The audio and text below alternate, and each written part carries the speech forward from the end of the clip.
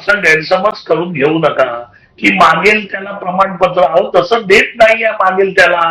त्यांनी जरी ऍफिडेव्हिट दिलं, उद्या मी ऍफिडेव्हिट दिलं की नक्कीच मला नक्कीच कुणबी पाहिजे, मी चंद्रकांतजींना हाच मुद्दा सांगत होते की मागेल त्याला प्रमाणपत्र मिळू शकत नाही हे त्या तुम्ही सगळ्या सांगताय.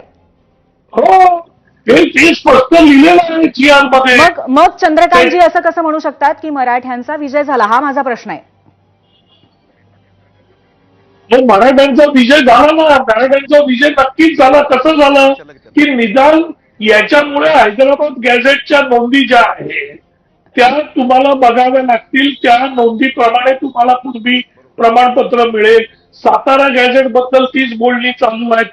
म्हणजे हे जे लोक वंचित होते मराठवाड्याचे, जे मराठा वंचित होते, त्यांचे नातेवाईक, त्यांची वंशावळ ही जर कुणबी आहे तिकडे, तर त्यांना मिळेल ना कुणबी प्रमाणपत्र.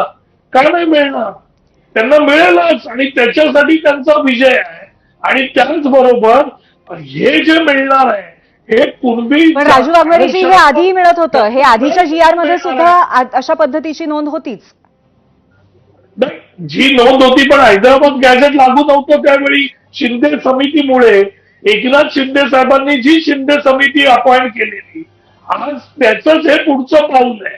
त्यांनी जी सुरुवात केलेली मराठ्यांच्या आरक्षणासाठी, त्यांनी जी शिंदे समिती नेमून या सगळ्या नोंदी, 58 लाख नोंदी आल्या बाहेर, त्याच्यातल्या लोकांना मिळालं, प्रमाणपत्र मिळाली, या सगळ्यातून याचं पुढचं पाऊल, त्याच्यामुळे तर हैदराबाद गॅझेट पुढे आलं. त्याच्यात कसं काय आलं असतं हैदराबाद गॅझेट?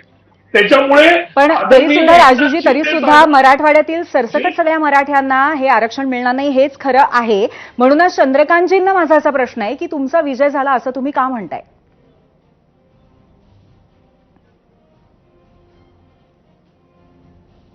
मी सांगतो आम्ही